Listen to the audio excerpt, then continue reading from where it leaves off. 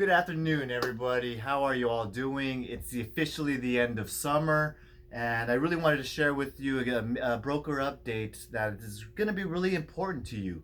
Whether you're a tenant, whether you're a homeowner, or you're an investor renting out property, or you're a realtor, I believe there's going to be very valuable information to you in this video. So stick around, and I hope if you find something valuable and you learn something, smack that like button, subscribe to this channel if you want to get more news and relevant real estate information. And I'd love to give you some legal updates that I learned yesterday at Governor Hutchinson. He's a CAR legal attorney. He had a seminar yesterday here at the Arcadia Association of Realtors, and I want to summarize a lot of the notes that I took. Hopefully, it'll for those of you who were not in attendance, by special request, you guys asked me to give a video update, and so here's my attempt at providing this legal update to you. If for those of you who are not here at the office, or maybe you're too busy to check it out, but it was a great legal update regarding AB 1482, which is also known as the Tenant Protection Act of 2019. So just to give you a little background, our California lawmakers have put together a bill proposal to put what's called relatively a statewide rent control for the entire state of California. And so this is huge breaking news, and it impacts you, whether you're your own homeowner, whether you're renting property out, or you're a tenant. I'm going to tell you that this does have significant impacts to how you're going to treat your future or your residency, whether you want to hold properties in an LLC or in a trust or not. And so I want to get into that. I also want to get into a little baby broker update where you'll have a chance to win a $50 gift card. So I'm going to talk to you about that contest later on, and it's going to be pretty fun.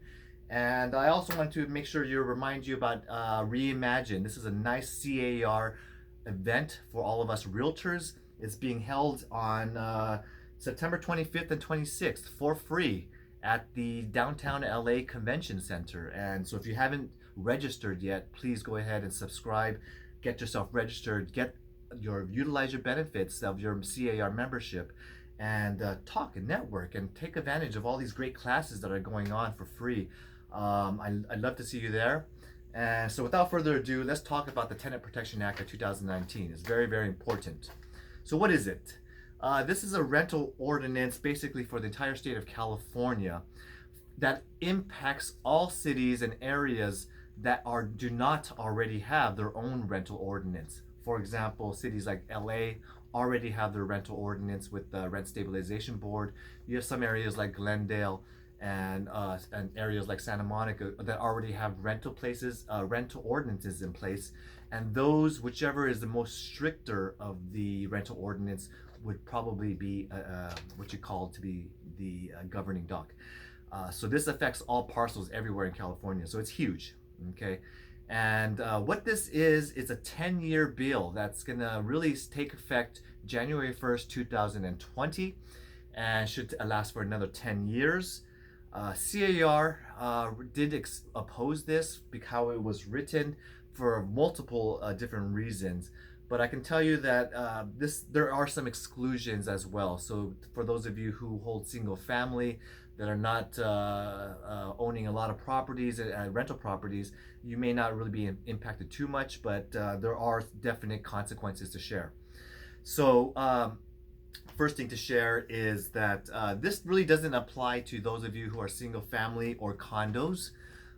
Especially if you hold less than 10 properties or less, you're considered to be a normal homeowner, normal private property owner.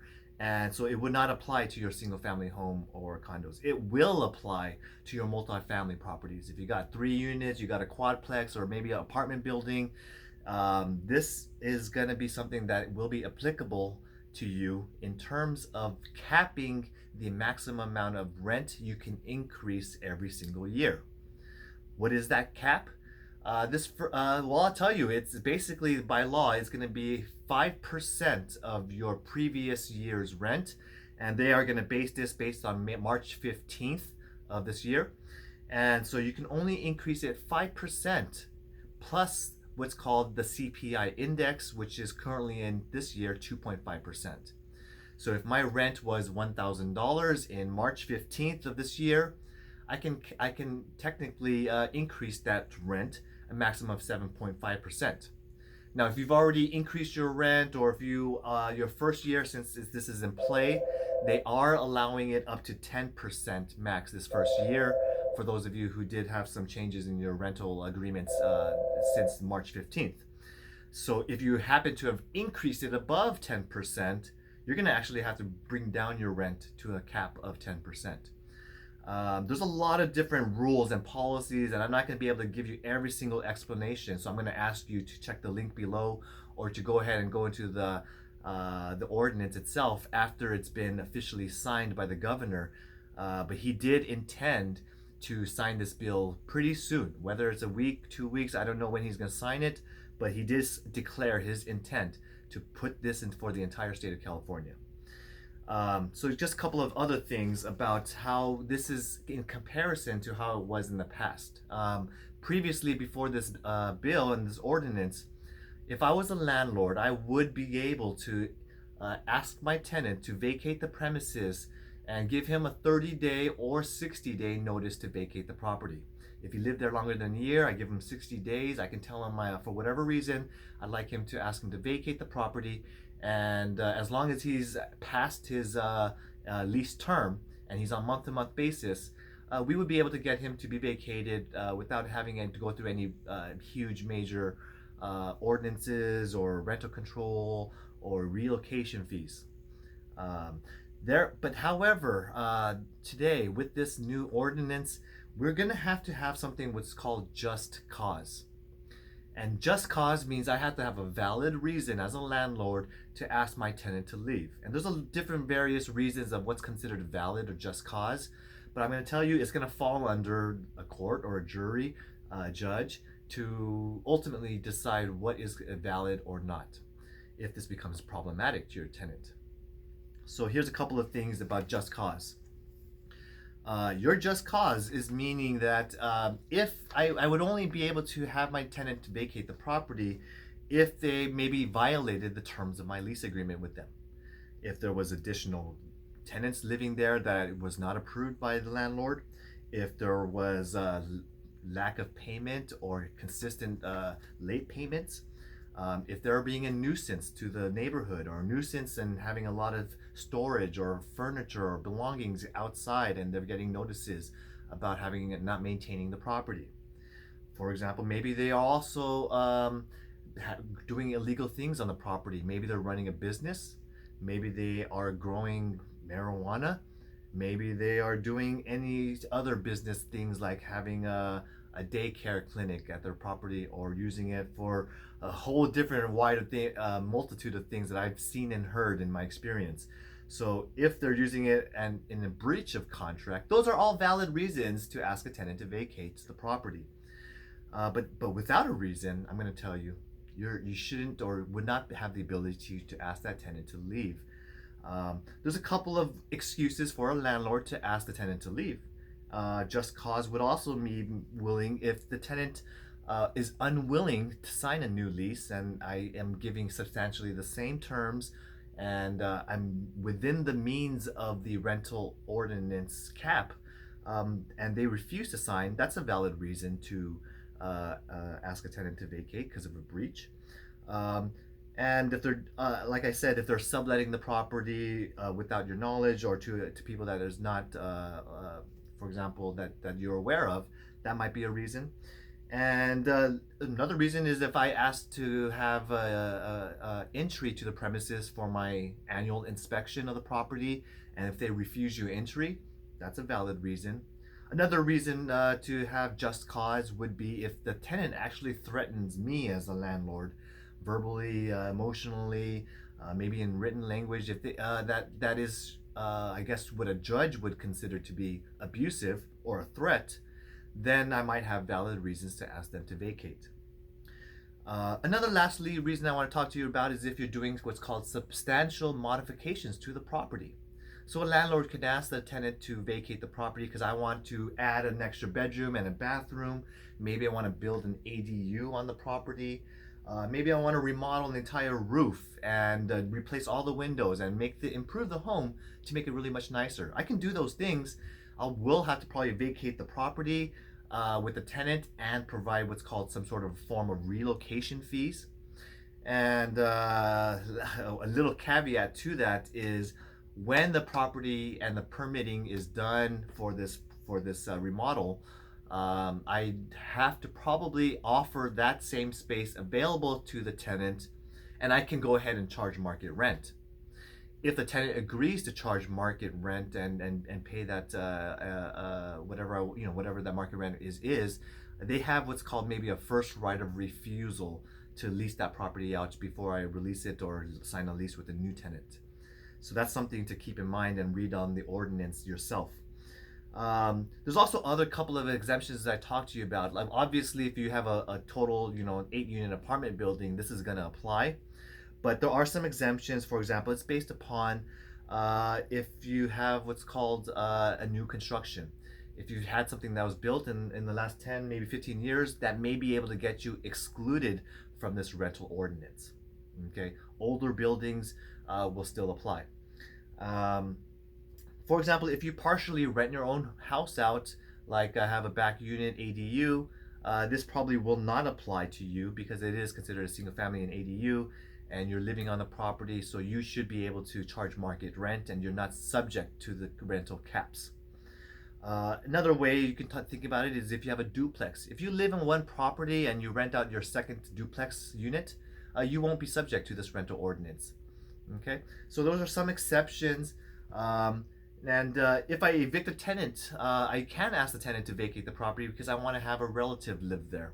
And maybe I have a little daughter, maybe I have a cousin that wants to live there. I can vacate the property, but I probably have to pay the tenant relocation fees. Okay. Now, when it comes to what applies or does not apply, if your city already has a more strict rental ordinance, I just want to remind you that those will supersede this one. Local ordinances that are more strict will supersede these rental caps. Now there's some notices, and I want to make sure those of you who are property managers out there or you have investment property, I can tell you that with all of these exclusions and with all of these rules, I tell you that these tenants pretty much could permanently live here forever. As long as they continue to pay the rent, they're not in breach of their contract, they adhere to the normal statutory state laws and rules, that tenant could be there for permanently. If you do have a problematic tenant, or if you do have someone that you're unsure about, or maybe they're potentially violating your lease, it may be a good idea to have and send your notice to vacate and give them that 30 or 60 days to vacate by October 31st. Because this policy is not planned to take effect until January 1st, 2020. So that does give you sufficient time to vacate that property so that this is not just so that your property won't apply. Then you go ahead and find a new tenant and charge market rent, and your basis will be based upon your new rental rate. Okay. There's a couple of other laws that the governor, Gav Newsom, might sign.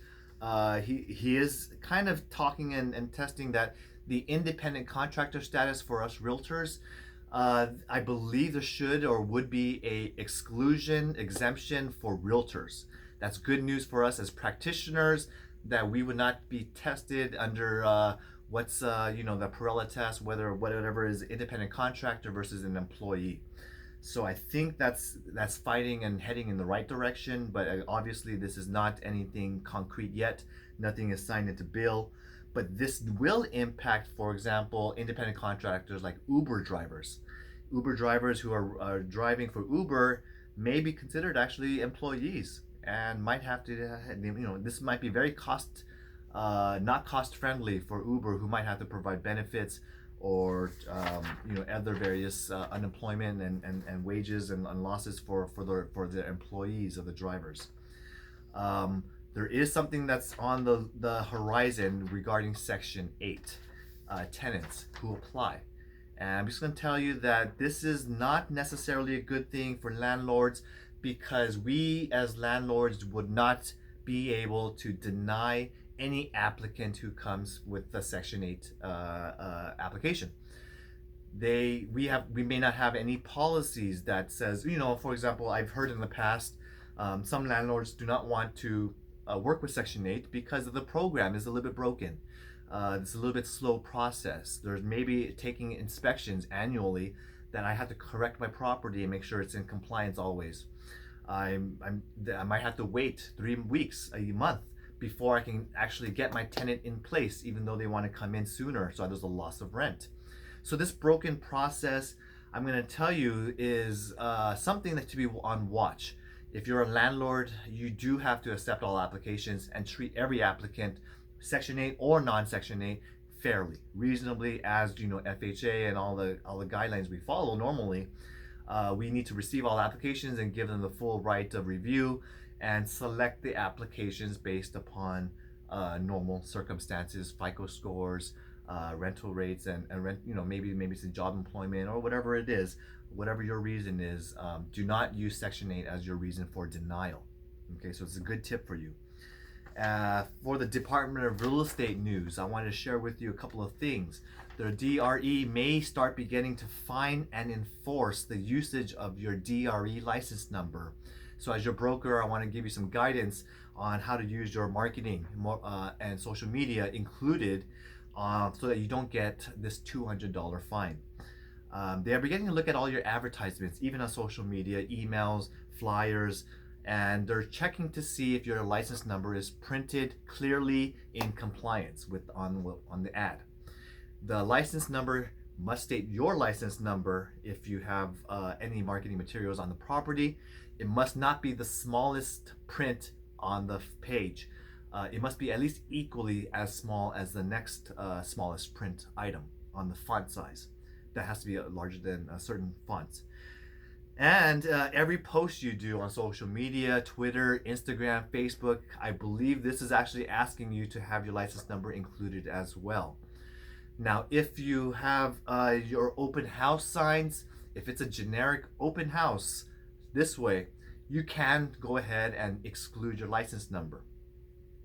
That's the only exclusion, open house signs. Generic ones though. If you happen to, and most of us do, put your name on there, or you have your phone number on there, guess what? Now you're identifying and marketing yourself. Then you got to put your license number on that open house sign. So my ask of you, realtors out there, is go ahead from now on, put your license number on everything. Okay. The only time you're going to need your broker license number, which is the company number, is when you're writing up your forms on your contracts and your purchase agreements. So I just want to talk to you now a little bit about coming soons. The DRE is looking into coming soons a little bit more. There's going to be some future news coming up. Nothing on paper yet, or nothing for me to share. We do not have to provide any paper contracts, disclosures, everything that we signed in paper copy anymore to our customers, which is nice and environmentally friendly. It's a very green aspect to the transaction. We can provide everything by electronically from now on. Every single document can be provided electronically instead. So I love that news. And those of us in offices of 5 employees or 5 associates or more, which we do apply since we're pretty large, all the staff, we're going to have to take sexual harassment training every year. And a lot of you realtors will have to take sexual harassment training every 2 years. Because of the newness of this sexual harassment training law, I did hear from Gov Hutchinson that they're going to extend this deadline until not enforce the completion of this class that you have to take every year or 2 years until 2020. So that's some good news, but something on the horizon to think about next year. A couple of other detail oriented into the transaction for us realtors. We do not need to have the agency disclosure of the other party and the other client. As a broker, I only need your agency disclosure with your client from our company standpoint. That's all we need. I don't need the AD form from the other side. And if you are a dual agent, I want to remind you that it's a very tough situation when you're representing both the buyer and the seller.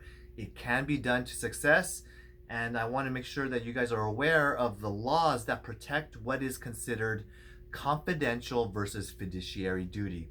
Your fiduciary duty as an agent is always to protect your client, to negotiate on their behalf, and to keep them informed and knowing what is considered a material item versus a non-material item that must be shared with them.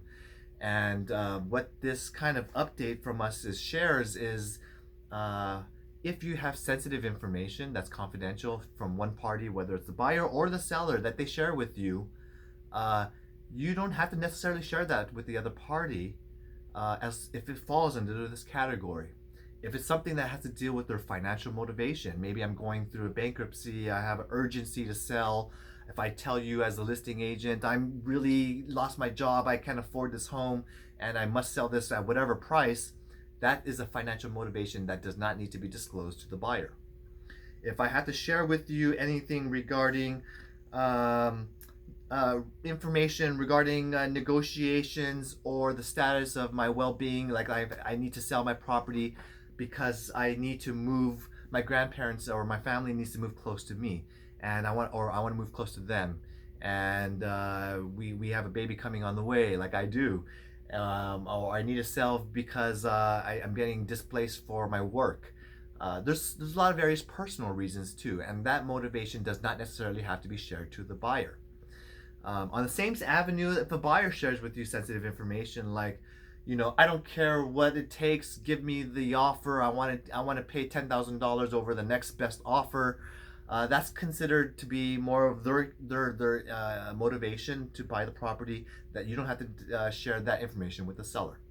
Okay, so that motivation, no matter what, I have to say this is now going to fall under the category where you, the agent, will have the discretion to determine what is considered relevant, significant material to the transaction.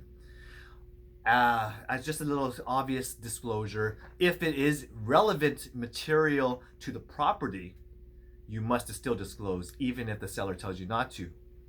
What is that? Maybe there was a leak last year. The seller tells you, don't share that information. Or maybe there's mold that has been repaired or covered up. If you have knowledge of this information, you should be disclosing it. Maybe it was those court cases where it was previously used to grow cannabis in the property. That must be disclosed to a buyer. It's very significant to the transaction. So if there was major roof leaks or major rehab, maybe there's a significant remediation that was done to the property. There could be a ton of reasons, but if you think there's something material to the transaction that is relevant for a buyer that needs to know, they should know. Okay? So ask me, if you're a broker, if you have any questions on anything that's what is considered significant or non-material. I'll help you out a little bit with my 2 cents. Okay? And let's talk a little bit about other stuff about disclosures. And Gov Hutchinson told us about making sure the completeness of all of your statutory disclosures, especially the TDS and the SPQ. Your transfer disclosure statement and the seller property questionnaire is an opportunity for the seller to relieve themselves from a lot of future liability. It's a great opportunity to share whatever I know materially wrong with the home, or any improvements I've made with or without permits or whatever applicable state local laws, and or any problems that I've had on the property over the years, and therefore with disclosure I shouldn't be able to be liable for it in the future. When I sell that property, I can sleep restfully, peacefully at night, knowing that I've given my full knowledge about the property, and they shouldn't be able to go after me if I've disclosed everything. So there's good practice to advise your sellers to share what they know and not try to hide anything, because that's something that could bite them or catch them in the future if this buyer can prove evidence that they withheld relevant information against them. If you know anything as well, you need to share that, and there's an opportunity for you to share it on your agent visual inspection disclosure. That's why I ask you to do your AVID every single transaction, even for each unit itself, if you have like a triplex. Now, if your seller provides a yes to any of the answers on that SPQ, like for example, yes, there's an easement, or yes, there falls under HOA, yes, it falls under a rental ordinance. Those are all questions that should require what's called explanation. So use those lines below and fill something out. I don't care if it's short, I don't care if it's very generic or vague, but my ask of you is to fill something out, like, yes, this property belongs to an HOA. Yes, this property belongs to a rental ordinance of the city of Los Angeles. Yes, this property has been substantially remodeled and improved in February of 2019. I remodeled A, B, and C, windows, sliding doors, and the roof, and some plumbing. I may also want to say, yes, there was a previous tenant who got a violation or a notice, or it falls under a CC&Rs, or there has been a mold in the past and I got that fixed.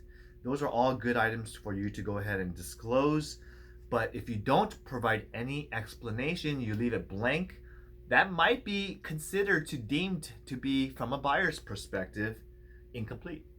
They could turn that back at you even if they signed that form SPQ, even if they remove their contingencies, and you later on later on you have a dispute regarding the completeness, or they want to cancel the transaction, they might have valid grounds to cancel the transaction due to the incompleteness of whatever was not disclosed or explained. So make sure your paperwork is complete. Double check it before you get it all finalized, and send it to me if you want me to review it as well. Don't forget, all rental properties need, whether even if it's short term like Airbnb, or maybe it's a short term rental, or a 1 year contract, you got to disclose whether the property lies in a flood hazard zone. So there is a form for that, tenant flood hazard disclosure. And you can get that from your natural hazard disclosure. You can check it out with an NHD provider affiliate, and you can get those done for 10 to 20 bucks yourself. And I believe rental units and single families, the cities may start to begin some sort of enforcement in making sure that your water conserving plumbing fixtures, like your toilets and your low flush shower heads, and all that plumbing fixtures, are starting to be getting in compliance. So you might see some code enforcement coming on that end. One thing to be cautious about regarding accepting payment from a third party. Let's say your tenant normally pays the rent, and all of a sudden there's a third party giving you checks. It could be like an ex-husband, it could be a boyfriend or a girlfriend, it could be somewhere overseas. If you as a landlord collect these payments from a third party, guess what, guys? That person, whoever's writing those checks, could be deemed as a tenant and might have what's called tenant protection laws that we are talking about here in 2019. You might have to pay extra relocation fees if they provide enough sufficient case. Even if they're living there or not, they might be getting those rights as a tenant. So Gov Hutchinson recommends us to use a new form.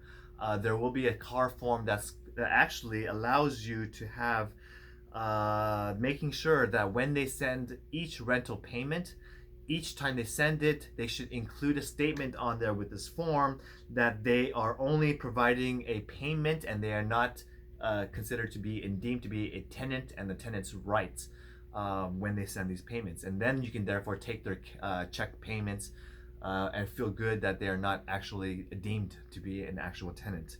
If you have any questions, just let me know. There's some gray areas on that, like for example, electronic deposits and stuff like that, which is not discussed. So I can't tell you the answer to that. A reminder, it's not really going to take effect until 2024, but if you do own a multifamily property, 3 units or greater, you're going to have to have what's called an every 6-year property building safety inspection to check for walkways, decks, sidewalks, balconies, everywhere that's common areas in your triplex or greater. You're going to do a 6-year annual inspection to make sure it's in safety compliance. And I want to talk to you a little bit about the baby updates. So it's kind of talking, I know it's a very, very exciting news. This is my favorite part of the portion where I get to share with you something personal. And I do got a baby on the way. It's probably coming sometime in the next week. Who knows what God, or who knows what the plan is on the exact time and date. But I'm really excited. My wife and I, she's been a great, strong trooper, toughing it out over the past 9 months, and I'm very proud of her. And wish us the best of luck. I can say anytime in the next week or so, we're going to be expecting our first baby boy. And I'm just so happy to share that news with you. And I wanted to give you an opportunity to have and join on the fun. So here's the contest. I'm giving out $50 to you if you can go ahead and guess the right date and time of when the baby is due. If you happen to be the closest one to the actual date and time, we'll find out. I don't even know myself. You can win the $50 gift card to a restaurant. I'm gonna have a local restaurant over here for you, and it's gonna be based upon the eligibility. I'm gonna ask you to do a couple of things. One is like this video and like us on our Facebook page so you can stay informed of any time we send a new video or post. And lastly, I just want you to post in the comments the time and date. And if you, that's all you need to do. If you give me those 3 pieces of information, like our Facebook page, smack the subscribe button, and tell me the time and date that you want to guess, I'll go ahead and enter you in the drawing contest, and we'll find out in a week or 2 who's going to be the lucky winner. And don't worry, you do not have to be a Coldwell Banker Dynasty Realtor with me under my license. This is open for anybody who's here watching this video. If you watch me this far, I know it's a long video, but if you watch me this far, you deserve an entry. So go ahead and write on the comments and smack the like button, and you can be entered into this drawing. I'll give you one hint. We were anticipated, our original expectation date was September 25th, 2019. Today it's September 18th, about 4:30 p.m. So whatever date you want to put in there, I'll go ahead and go through filter the results and see who's going to be the lucky winner. And lastly, I just want to share with you, there is an awesome, amazing conference for us realtors. This is the annual Reimagine CAR Expo of 2019 in our backyard. It's going to be held on the downtown Los Angeles Convention Center, a very short drive away. So it's on September 25th to 26th. It's absolutely free when you register on the website. Go ahead and register even if you're not sure you're going to go. And just check it out for one day. Network. Take advantage of all the great educational seminars and classes they're going to offer. There's going to be a free expo with the vendors at the booths. You can learn so much for your business and how to really improve your services, your efficiencies, and learn something from another realtor. I would love to see you there and join in on the fun. So make sure you go to the website. They also have a whole lineup up here of what to experience, some discounts. And there's also going to be some ways to get there by metro if you don't want to go alone. Let's arrange a group or a caravan over there, carpool, park together, or take the metro. It's going to be a very nice, fun time. So you hope you have a great week. We had a great sales meeting today, and I wanted to give you this update because I think it's very important to you. If you found something very important or valuable, please smack the like button and subscribe regardless. I really appreciate your support. Thank you all, and have a great rest of summer. Bye.